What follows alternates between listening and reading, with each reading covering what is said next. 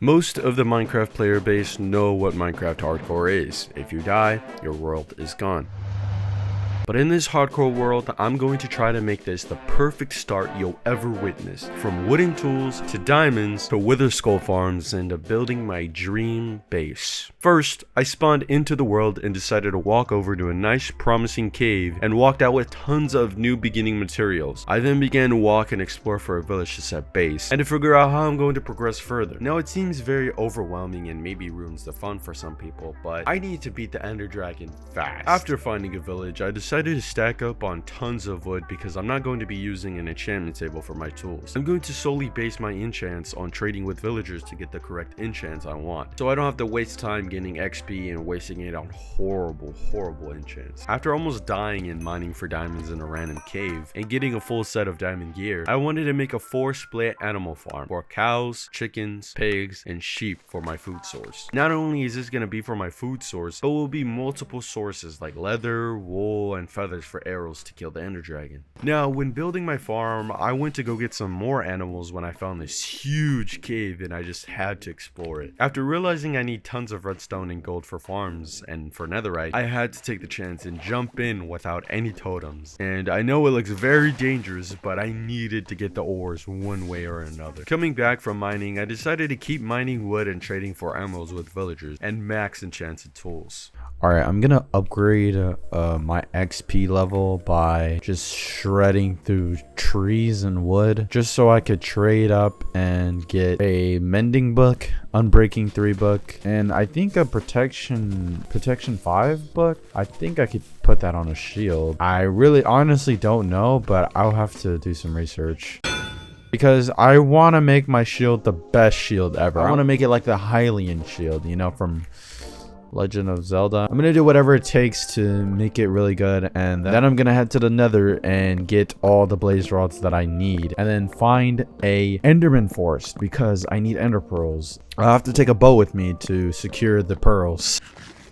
And since my sword has looting 3 and sharpness V, it's not gonna be that hard getting all the pearls. Now, the main part of Minecraft Hardcore and getting all the stuff that you need to actually start the game is the most crucial part, because you don't want to cruise on the game and build your house and stuff while you have iron armor. You know, the grind of getting the tools and stuff is part of the fun. Like, in my opinion, a lot of people say don't go so fast, you know, don't get netherite first day, you know, but why not? I feel like some people confuse with simplicity with difficulty. I feel like if you want to, you know, build your house with iron tools and stuff, be my guest. But just thinking about just building a house and then thinking about just doing it 10 times faster and maybe even 10 times better with just god tools, like why not just make the game more fun by making it easier? You know, I don't know. You know, a lot of people are not going to agree with me, and I totally agree. I totally understand that. Some people are not going to see what I mean eye to eye, and that's totally fine. But in my opinion, I love the god tools. All right, now I gotta go trade for all the books that I want on my shield, get some XP while we're at it. This might be a dumb idea, but I really want to just break the blaze spawners and just get it for the XP. I know that sounds super dumb, but I just want to get as much blaze rods as I can so I don't have to go back, you know. It's just like, I honestly just need the XP at the moment. And I really hate how the Fletchers really trade so many sticks for just little emeralds. Like, these guys are really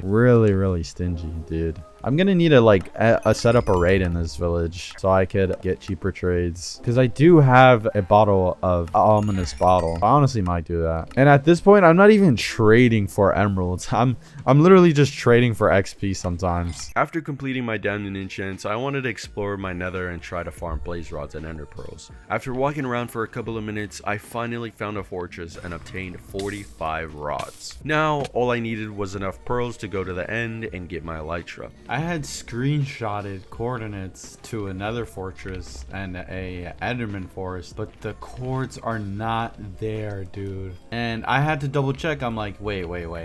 Am I tripping? The coordinates are not there. So then I had to go back in my game and check, and yep. It's like with this new update, they changed literally everything about how your game is, dude. After walking around for half an hour, I finally found a warped forest where I could farm all the pearls that I needed. Oh my goodness. We found it. With looting 3 on my sword, it was still so difficult to get the pearls. Alright, one of you at a time. Now that I have all the Eyes of Ender that I needed, it was time to find the stronghold and defeat the Ender Dragon. I had no idea why it took so long finding it though. Every time I start a new world, it just gets harder and harder finding the damn stronghold. Not too long after finding it, I hopped in, killed the Ender Dragon, and went straight into the End City. Oh my god. Oh my god. After walking for a bit, I had a sneaky feeling that I was gonna find it just by walking straight, so after a couple minutes of walking, Yes, there's a ship. I found it. It was a bit tricky trying to farm the shulkers, but I killed them all, looted all the chests, and went straight for my elytra. After obtaining it, I flew back home and began planning on my next move.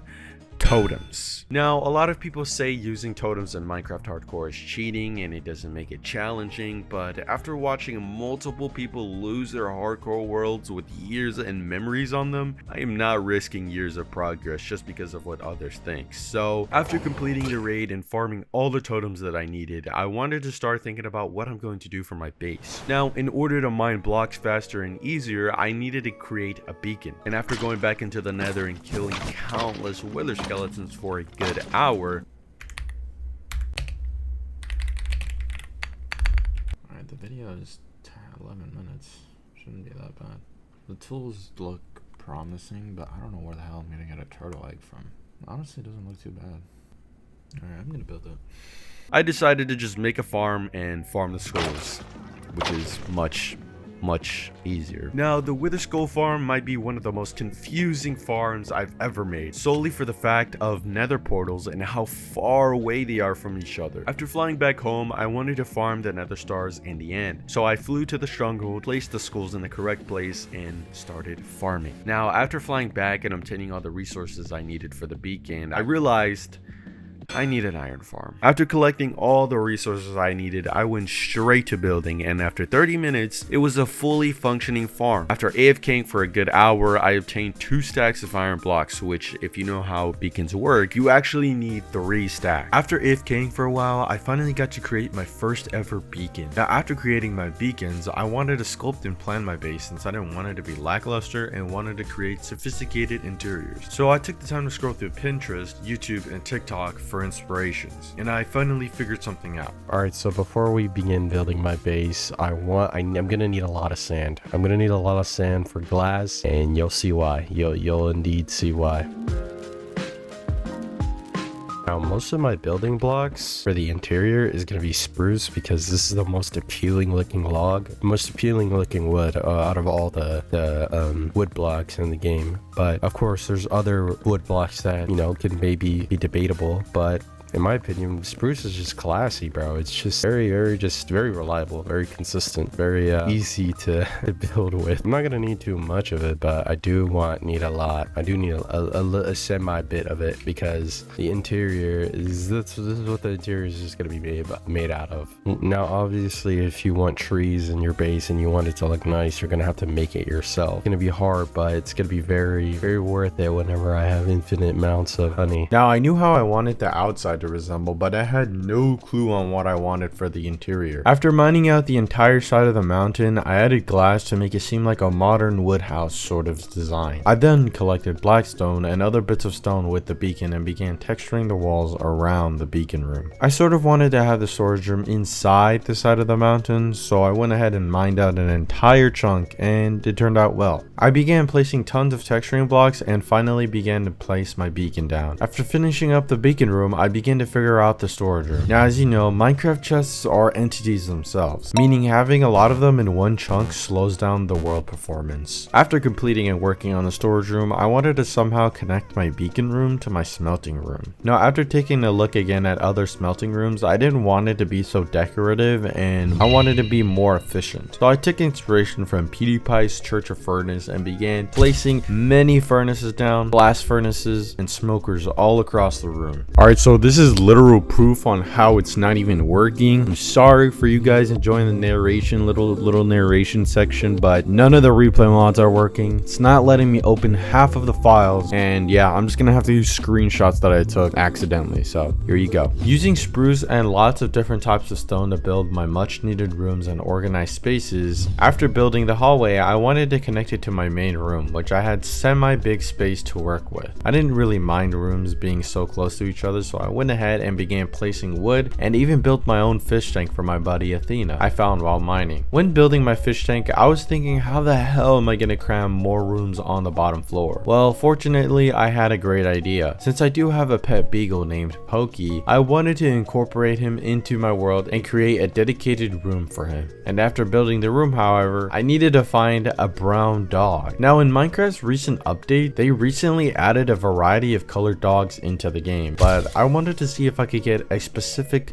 brown dog to match the exact color of my dog in real life. Now back to building my base, there was an empty space left next to his room, so I decided to build an anvil blacksmith room, similar to the one I made upstairs, but mainly focusing on anvils. Now after hours of building, I finally finished connecting rooms together. Since I have a mountain house, I wanted a way to have a decorative staircase with moss and plants giving an overgrown effect connected to my mountain. After gathering inspiration, I began placing and planting with netherrack below to the ground. In the beginning of the playthrough, however, I wanted to incorporate bees in front of my mountain base. So after hours of playing, finishing up the staircase, it was time for a base tour. If you've made it this far into the video, I want to thank you and deeply appreciate you. So we're going to do a quick base tour on how this world turned out. So first, we're going to start off by flying over to where everything began. Over here is what is basically my starter base. This was the beginning, bro. It looks so bad, bro. It's like just chests everywhere, a portal just randomly right there. I had like 4 allays here, bro. 4, and now there's only 1.